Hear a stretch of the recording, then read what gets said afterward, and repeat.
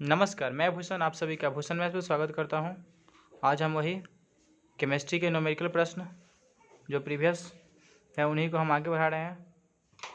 देखिएगा 11 तक हम कर चुके थे। 11वां क्वेश्चन था कल का, सार्वभौमिक सूचक में 4 से 5 का पीएच मान क्या अंकित करता है? दुर्बल क्षार, दुर्बल अम्ल, प्रबल क्षार या प्रबल अम्ल। देखिए होता है पीएच स्केल पर देखा जाए तो 0 से 14 होता है। 7 में क्या होता है? उदासीन होता है, यानी 0 के जितना नज़दीक होगा क्या होगा ये, यानी 0 के जितना नज़दीक होता है वो कहलाता है प्रबल अम्ल कहलाता है। ठीक है, यही 7 के नज़दीक, यानी 7 के नज़दीक कहलाएगा तो क्या होगा? ये हो जाएगा दुर्बल अम्ल, यानी क्षार की तरफ जाता है तो ये हो जाएगा दुर्बल अम्ल हो जाएगा। यही देखा तो क्षार जो है तो जितना ये 7 के नज़दीक होगा क्या होगा? वो दुर्बल क्षार कहलाएगा। जितना 14 के नज़दीक होगा क्या होगा? वो प्रबल क्षार कहलाएगा। ठीक है, तो यानी 4 से 5 कह रहा है, यानी क्या होगा? 4 5 देखिएगा तो कहाँ आएगा? ये 7 के नज़दीक आएगा, यानी दुर्बल अम्ल हो जाएगा। दुर्बल अम्ल इसका आंसर होगा। चलिए कल जो बताए थे आगे हम आज देखते हैं प्रश्न। देखिएगा आप सुन रहे होंगे हमें, प्राकृतिक क्लोरीन के 2 समस्थानिक हैं। देखिएगा 35-17 Cl का 75% और 37-17 Cl का 25% क्लोरीन का औसत द्रव्यमान क्या होगा? तो औसत द्रव्यमान निकालना है। चलिए, तो औसत के लिए हम लोग क्या करते थे? दोनों को जोड़ के, अगर 2 है तो 2 को क्या करते हैं हम? जोड़ करके 2 से भाग कर देते हैं औसत। लेकिन यहाँ वैसे नहीं बनाएंगे, हम देखेंगे 35 है समस्या, यानी 35 का द्रव्यमान, तो 35 का कितना परसेंट? 75%। ठीक है, और प्लस, और ये कितना है? 37 का कितना परसेंट? 25%। ठीक है, दोनों को जोड़ लेंगे कितना आ जाएगा? 100। इसको करेंगे कितना आएगा? कॉमन ले आएगा कुछ, 25 कॉमन लेते हैं। 25 लेंगे तो 35, अब तिया में 3 बचेगा, तो 35 × 105, अब प्लस इसमें से 25 कॉमन लिए कितना आया? 37 बच गया। बच गया, बचा ना? ये कटेगा कितना से? 25 चौका 100, 4 बार में। इसको जोड़ेंगे कितना आएगा? 7 5 12, 142/4। भाग करेंगे कितना आ जाएगा? आप देख रहे होंगे, भाग करेंगे कितना आएगा? भाग करेंगे तो कितना आ जाएगा? 3 3 चौका 12, बचा 2 यानी कितना बार में कटेगा? 2 बचे, यानी 5 चौका 20, बचा 2, तो 5 चौका 20। ठीक है, तो यानी आ जाएगा कितना? 35.5। ठीक है दोस्तों, चलिए 35.5 देखिएगा, ऑप्शन नंबर बी आंसर। अगला है मीथेन, एथेन और ब्यूटेन के आणविक सूत्र क्रमशः, कल बताया था आपको, मेथ एथ ब्यूट, यानी मेथ एथ ब्यूट प्रोप, इस तरह से। देखिए तब कह रहा है मीथेन, एथेन और ब्यूटेन के आणविक सूत्र क्रमशः CH4 C2H6 C4H10 है। इनके क्रमिक प्रयोग सिद्ध सूत्र क्या होगा? तो देखिएगा इसको बनाने का तरीका क्या होता है। इसमें दिया हुआ है CH4 C2H6 और अगला दिया हुआ कितना? C4H10। तो पता है आपको, कल बताए थे 2 दूनी 4, 2 दूनी 4 + 2 होता है। ये देखेंगे तो ये 4 चौका 4 दूनी 8, आप +10, ये सब ब्यूटेन केन ग्रुप का है। ठीक है, देखिए इसमें क्या करना है कि अगर आपको कहेगा एम्पिरिकल, कहेगा एम्पिरिकल या प्रयोग सिद्ध करने के लिए, तो हम कुछ नहीं करेंगे, कॉमन निकालते हैं। तो इसमें 1 है, इसमें 4 है, कॉमन नहीं होगा। इसमें देखेंगे 2 है, इसमें 3 है, 2 निकाल लेंगे, इसमें से कितना बचेगा? इसमें 2 निकालेंगे तो केवल h बचेगा, इसमें कितना? 3 बचेगा। ये कॉमा था आपका। इसका देखिएगा, इसमें से हम कितना निकाल सकते हैं? इसमें 5 2 है, इसमें 2 है, तो 2 निकलेगा 2, इसमें कितना जो है यही आंसर आ जाएगा आपका। ठीक है, कॉमन जो निकल जाए, जितना कॉमन, जितना इसको छोटा कर सके, सरलीकरण जो जानते हैं ना वही, तो जितना इसको छोटा करते हैं इसका आंसर क्या हो जाएगा? आंसर हो जाएगा देखिएगा CH4 CH3 और C2H5। तो करना क्या है? क्रमशः प्रयोग सिद्ध करना है। तो प्रयोग सिद्ध जैसे ही एम्पिरिकल कहेगा तो उसका सूत्र हो जाएगा क्या? इसको जितना छोटा आप कर सके। ठीक है, चलिए आगे देखिए। पानी में हाइड्रोजन और ऑक्सीजन द्रव्यमान के अनुपात में उपस्थित है, तो बताना है उसका अनुपात क्या होगा। तो पानी में देखिएगा, पानी में क्या होता है? पानी का H2O। अगर इसका देखा जाए तो कितना कितना हो जाएगा, आप बना सकते हैं। तो इसका अगर देखा जाए तो हाइड्रोजन कितना होता है? 1, तो 1 × 2 2 है। इसमें ऑक्सीजन कितना होता है? 8, तो इसका 16 होता है। काटेंगे तो कितना बने? 1, और ये हो जाएगा कितना? 8। तो इसका द्रव्यमान का कितना आ जाएगा? 1/8 आ जाएगा। कितना अनुपात आ जाएगा? 1/8। यही अगर 1/8 देखिए, अगर यही पूछेगा इसका, अगर क्या चीज़ आयतन से पूछेगा, तो आयतन से डायरेक्ट निकाल देंगे, कितना हो जाएगा इसका? 1, इसका 1 और इसका कितना? 8, नहीं 1 नहीं, ये 2 और ये 8 हो जाएगा तो कितना कटेगा, तो 1 4 हो जाएगा। यानी आयतन में 2 है, ये कितना है, केवल 8 है, तो इसका 8 होता है। ठीक है, तो 1 4 इसका आंसर हो जाता है। चलिए आगे देखते हैं हम। 1 मिनट देखिएगा फिर से, ये आयतन से पूछेगा, तो आयतन में ये 2 है और ये अकेला है, तो ये 2 1 होगा आयतन से। इसका आयतन का अगर अनुपात पूछा जाए तो क्या हो जाएगा, 2 1 होगा। ठीक है, यही अगर द्रव्यमान का पूछा, द्रव्यमान से हम निकालेंगे। इसका एक द्रव्यमान होता है, इसका मास अगर 1 होता है, इसका कितना होता है द्रव्यमान संख्या, 16 होता है। तो ये 2 और ये हो जाएगा कितना, 16 कटेगा तो 1 8 आएगा। ठीक है, चलिए आगे देखते हैं। अगला क्वेश्चन है, देखिएगा 15 नंबर, विषम पहचान करें। आपके एग्जाम में आ सकता है, बहुत ऐसा क्वेश्चन होगा जो क्या होगा, ऐसा ही मात्रा दिया होता है, या तो ये CGS पत्ती में रहेगा या MF के पत्ती में रहेगा।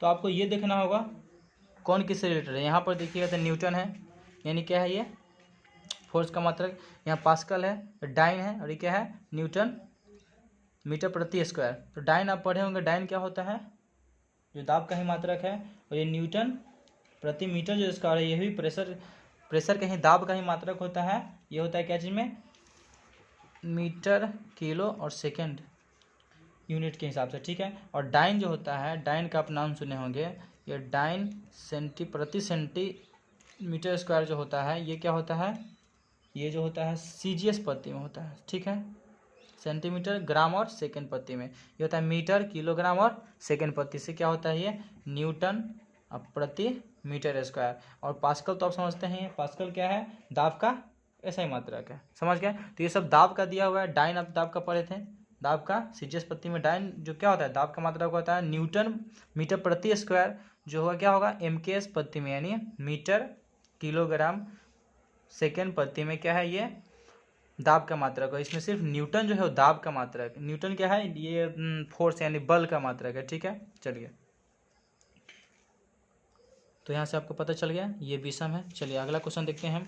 अगला क्वेश्चन देखिए, निम्नलिखित में से कौन समजात श्रृंखला नहीं है। समजात श्रृंखला आप चेक कीजिएगा कि कौन इसमें सजाती है। देखिए इसको देखेंगे तो क्या, C4H कितना आ रहा है, C4H9 है, यानी इसको देखेंगे तो CN के ऊपर 4 है।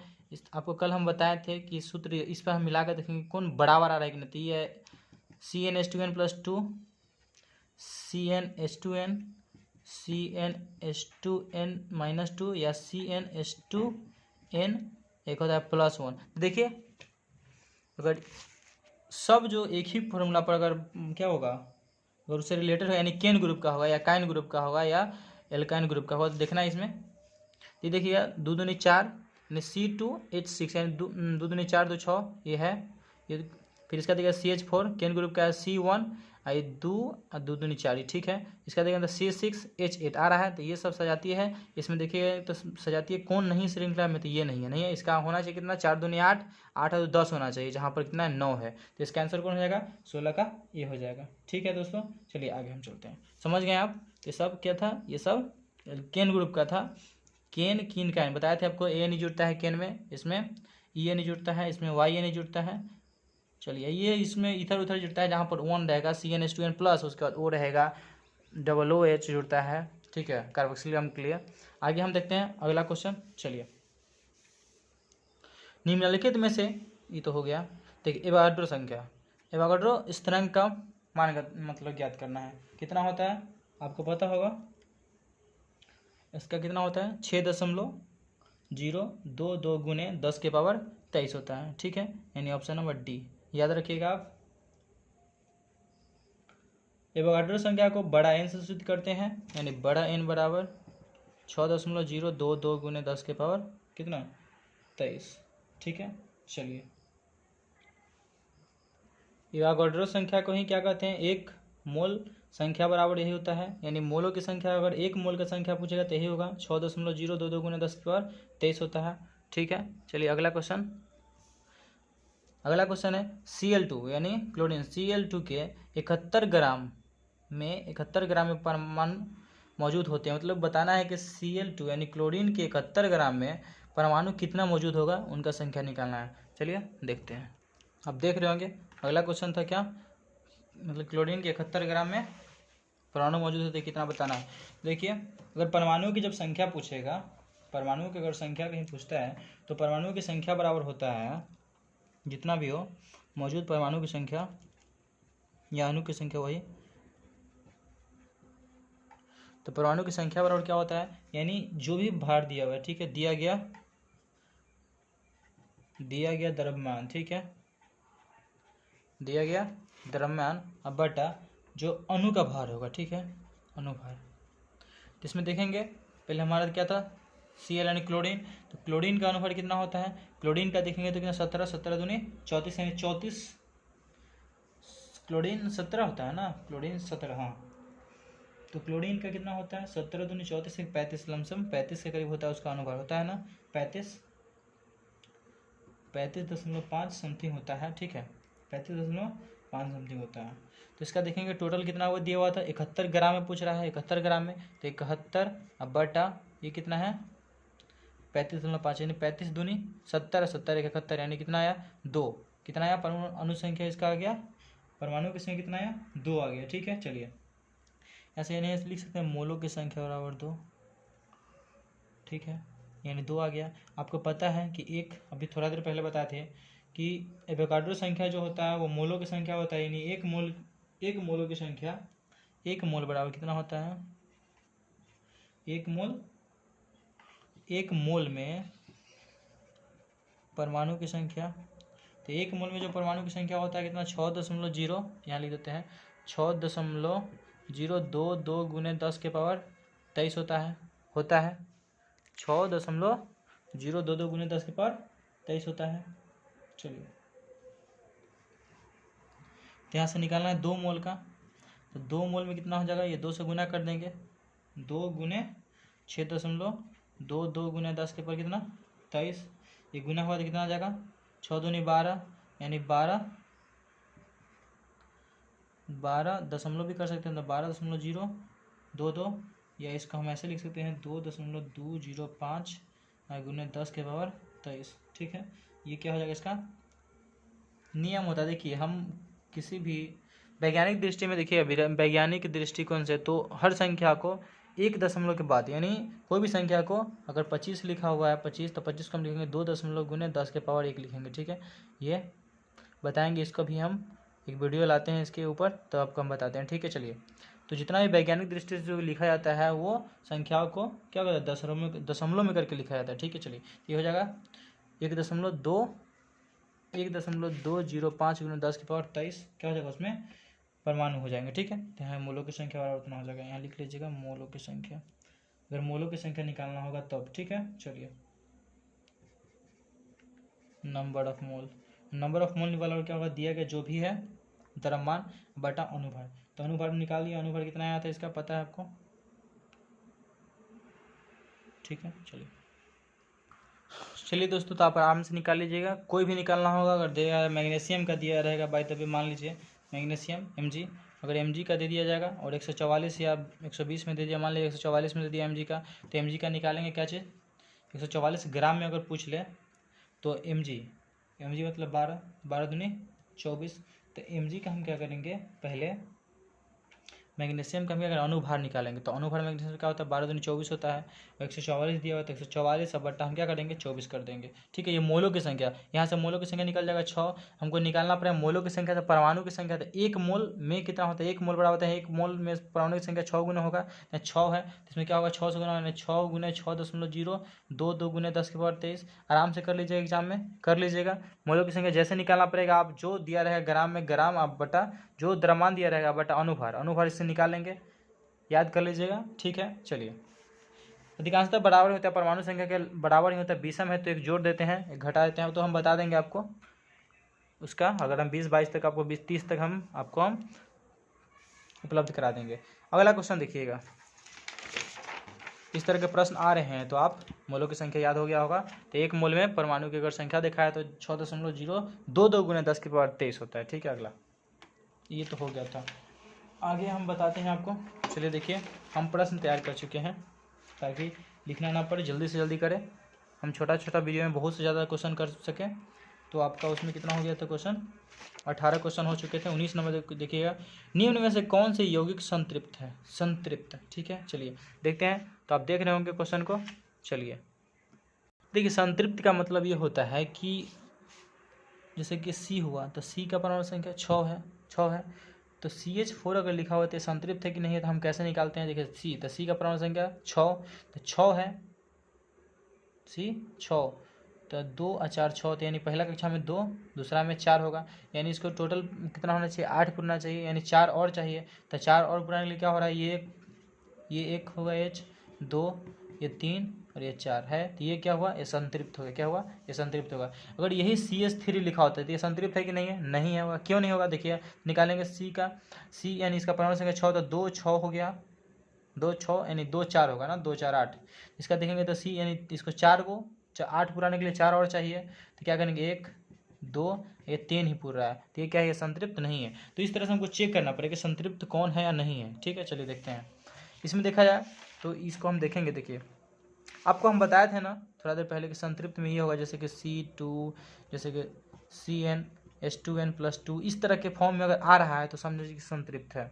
फिर आ जाएगा CnH2n, तो H2n जैसे ही आएगा तो समझ जाइए कि क्या है? डबल बॉन्ड है। क्या है? Double bond. अगर ये है CnH2n और -2 है तो ट्रिपल बॉन्ड होना चाहिए कहीं ना कहीं। ठीक है, सिंगल बॉन्ड, ट्रिपल बॉन्ड मतलब क्या? देखिए बताते हैं आपको। जैसे कि इससे अगर फॉर्मूला पे आ जाएगा तो C2H4 लिखेंगे तो इसका देखिए तो C2, तो C 2 हो गया, H का एगो है तो 4 एगो है, इसको 4 को भी चाहिए, इसको भी 4 को चाहिए, तो ये आपस में क्या करेगा? 2 को बांट लेगा। समझ गए? तो इधर से एगो H, एकरा एगो H, एकरा एगो H और एकरा एगो H, क्या होगा? ये 2 को एकरा से लिया, 2 को एकरा, 4 को हो गया, फिर एक 2 को ई 2 को H है, 2 को एकरा से लिया, तो बराबर हो गया। समझ में आ रहा है आपको? देखिए फिर से समझिए कि इसमें क्या हो? संतृप्त में होगा कि मतलब उसको कार्बन को मतलब बाह्यतम कक्षा यानी संयोजी इलेक्ट्रॉनों की संख्या पूरा होना चाहिए, 4 होना चाहिए, तो 4 देखिए कैसे होगा? अगर यहाँ से अगर हम लेते हैं C, 3 लेते हैं, 3 और 3 दूनी 6 और 2 8, तो 8 हो जाएगा, H8 होगा। तो चेक करते हैं, 1 2 3 होगा, देखिए आपस में, तो 1 2 1 2 3 को होगा, एक और 4 5 6 7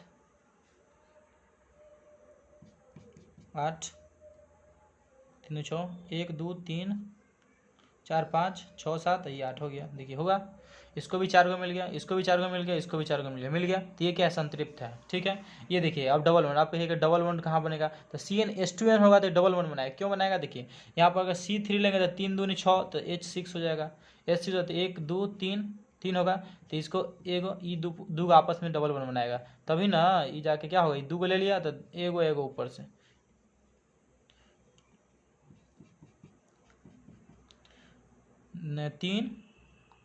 3 दूनी 6, तो एगो एकरा लेगा, एगो एकरा से लेगा।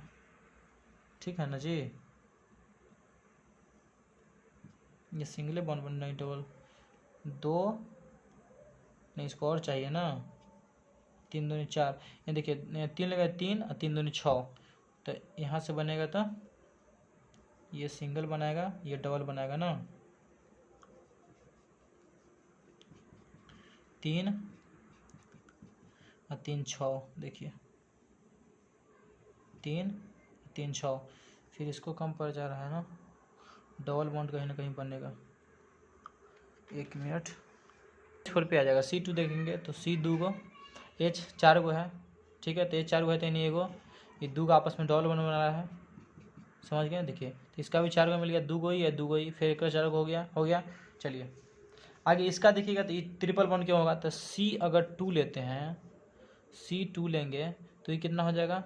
2 दूनी 4, 4 में से 2 गया तो 2 आएगा, तो C2H2 आएगा, तो C 2 को और H का एगो 2 को है। देखिए 3 को बॉन्ड बनाएगा तब ना, एगो ही आ गया, देख लिए? तो इस क्या, ये भी संतृप्त है, ध्यान रखिएगा। ठीक है, तो यहाँ से इसका लेंगे तो C2H4 हो जाएगा, इसका लेंगे तो C2H 2 दूनी 4 दूनी 6 हो जाएगा, इसका कितना हो जाएगा? दुगुना में 2 जुटेगा, दुगुना रहेगा, दुगुना में 2 कम जाएगा, तो C2H2, ये भी क्या है? संतृप्त है। ठीक है, अगर कभी कभी ये रहेगा C3 ओ मतलब क्या, C2 अगर H3 या प्लस O हो गया तो क्या होगा? ये भी संतृप्त है, क्योंकि ये O भी तो दे रहा है गो। चलिए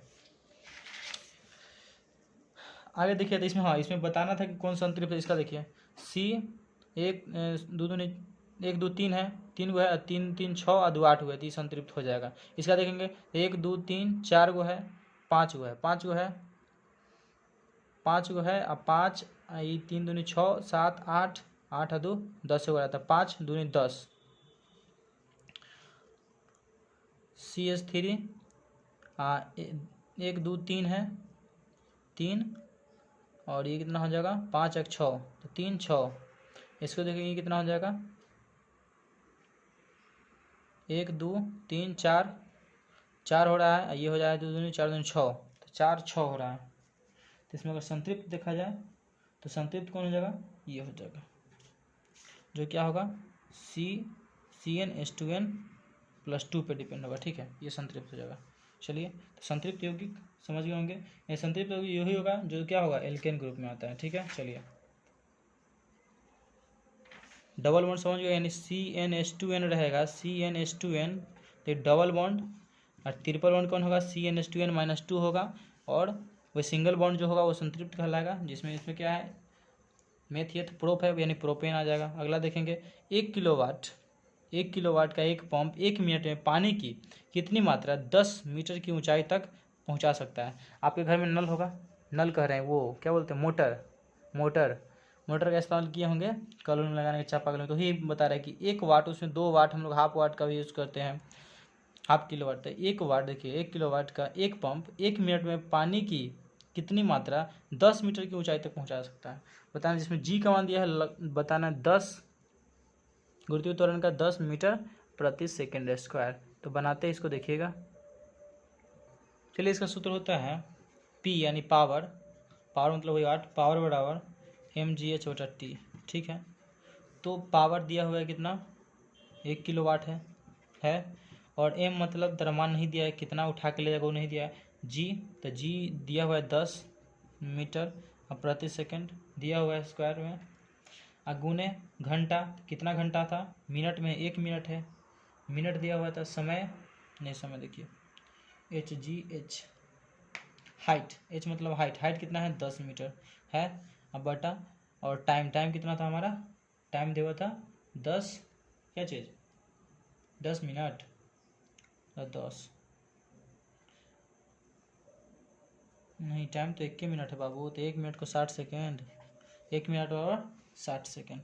चलिए आगे देखते हैं, ये सेकंड ऊपर है 2 गो, एक नीचे लिख सकते हैं ना, ये बटा में है तो आ जाएगा यहाँ 3 गो हो जाएगा। चलिए, मीटर में है, हमको निकालना है मास, ई मीटर है, इसको ई एम मास है, इसको मास समझिएगा, ये फार्मूला वाला है ठीक है, और ये मीटर वाला है, तो हमको ई वाला एम निकालना है, तो इसको हम इधर छोड़ देंगे, बाकी को इधर उठा के ले जाएंगे, तो 1 किलोवाट गुने 60 सेकेंड की पावर 3 हो जाएगा, अब बटा, और ये वाला नीचे आएगा तो 10 गुने 10 मीटर हो जाएगा।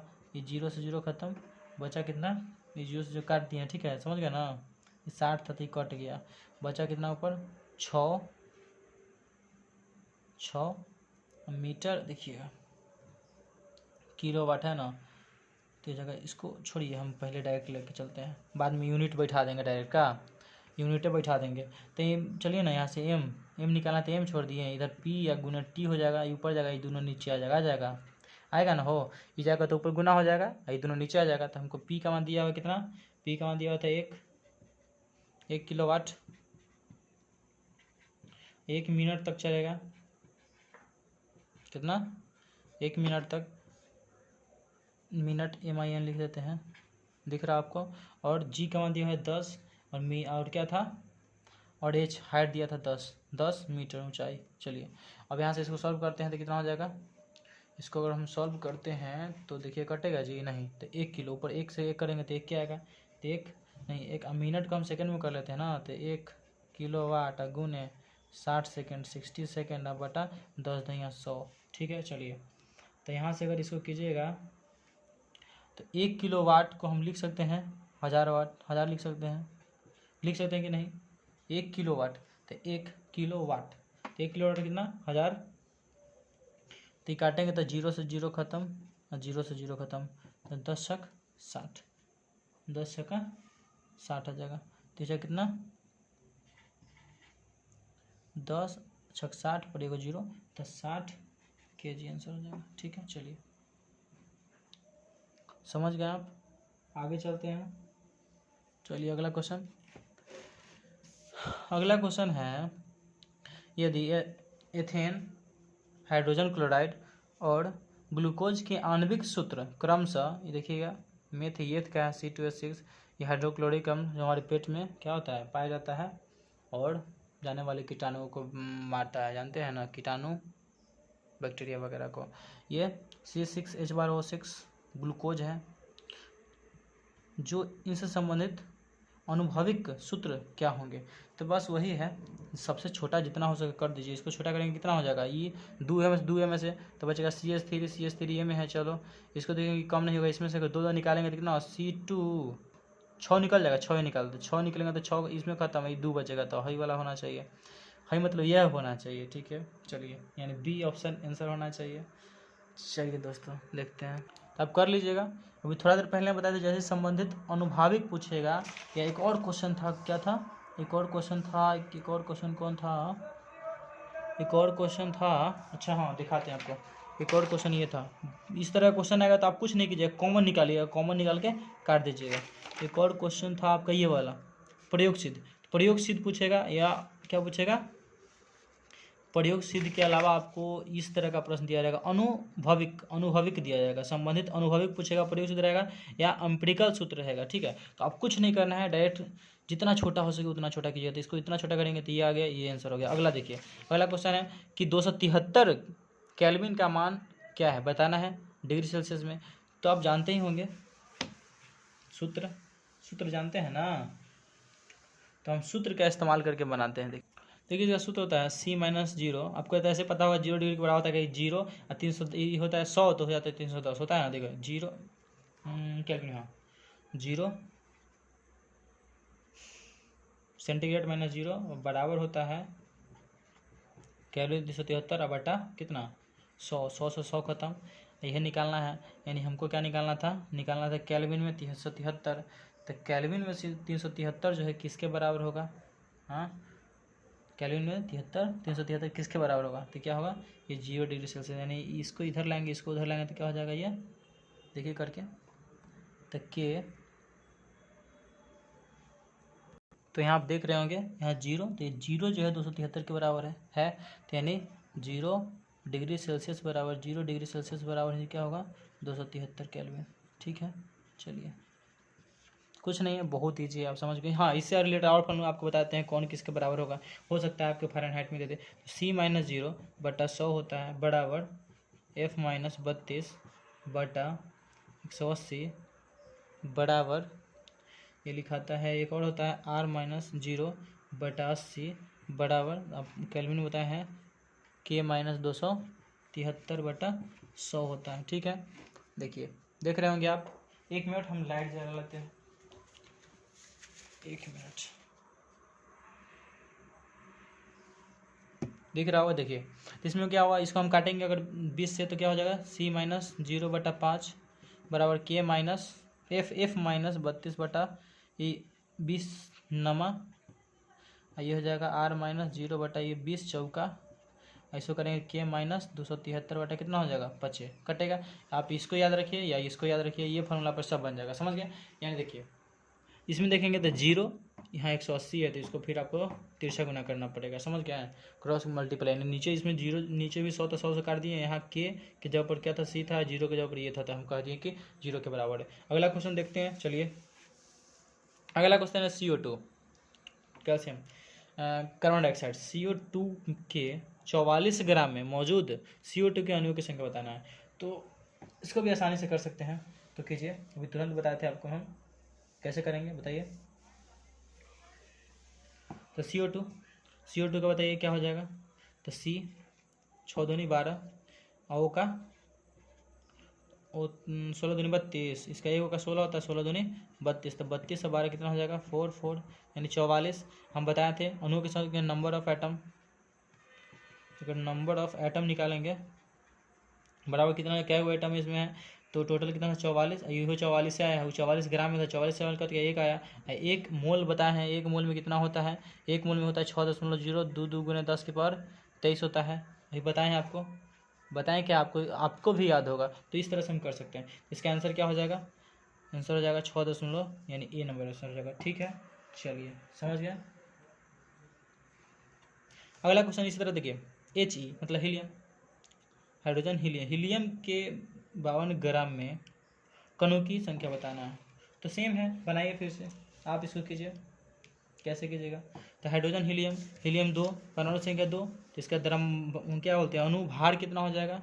हीलियम का परमाणु संख्या अगर 2 है तो अनुभार हो जाएगा कितना? द्रव्यमान इसका अनुभार हो जाएगा 4, 4 होगा, अनुभार 4। यानी निकालना है नंबर ऑफ मोल, तो नंबर ऑफ पहले मोल निकालेंगे, नंबर ऑफ मोल। तो नंबर ऑफ मोल को हम कैसे निकाल सकते हैं? नंबर ऑफ अगर मोल निकाला होगा MOLE, नंबर ऑफ मोल बताए हैं, तो जो दिया गया भार, तो भार कितना है इसमें दिया हुआ 52 ग्राम, तो 52 बटा इसका अनुभार जो आएगा 4 आया, 4 से काटेंगे 13 चौके 52, 13 आया।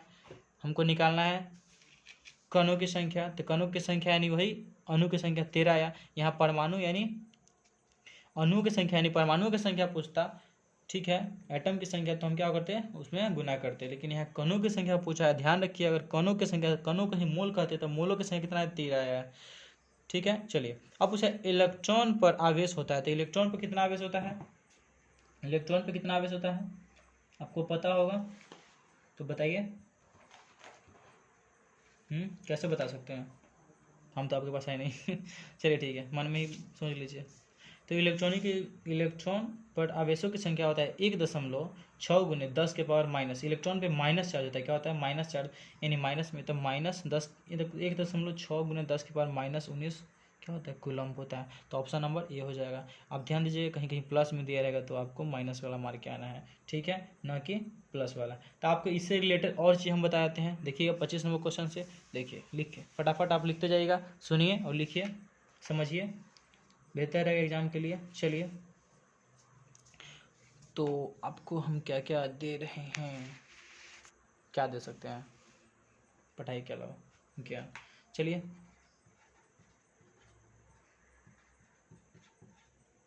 अभी कितना इलेक्ट्रॉन पर आवेश था, तो इलेक्ट्रॉन पे आवेश याद हो गया होगा कितना? 1.6 गुने कितना? 10 के पावर -19, प्लस नहीं, -19 कूलम्ब, -19 कूलम्ब। उसने बताया था क्यू बराबर क्या होता है? IT कूलम्ब, क्यू बराबर IT, और सी को आवेश बोलते हैं कूलम्ब, क्यू को ही। चलिए हो गया। अगला देखिएगा, आगे इसी पर निकालेंगे हम इसका द्रव्यमान इलेक्ट्रॉन का। तो इलेक्ट्रॉन का अगर द्रव्यमान देखा जाए, ये द्रव्यमान है मास, तो इलेक्ट्रॉन का मास जो होता है कितना होता है? 9.108 गुने 10 के पावर -31, 10 के पावर -31 होता है, कितना होता है? 31 kg, ठीक है। अगला इसी में देखिएगा, तो इलेक्ट्रॉन खोज कौन किया था? तो इसका खोज कौन किया था आपको पता होगा, कौन किया था? J Thomson, J Thomson. एक फार्मूला है ईटा पर नाच, ईटा पर नाच, यानी ईटा इलेक्ट्रॉन थॉमसन पर रदरफोर्ड, नाच मतलब न्यूट्रॉन, कौन? चैडविक, ठीक है। ईटा पर नाच, इलेक्ट्रॉन थॉमसन पर मतलब कौन? प्रोटॉन, रदरफोर्ड, और न्यूट्रॉन कौन किया था? तो चैडविक, ईटा पर नाच का। चलिए ये हम खुद बनाए थे, खुद सोचे थे बहुत दिन पहले जब पढ़ रहे थे, आज भी तो पढ़ते ही हैं, लेकिन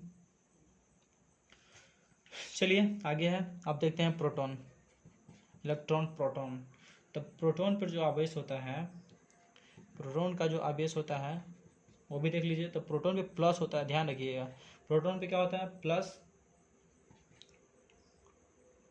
गुने 10 के पावर -19 कूलम्ब।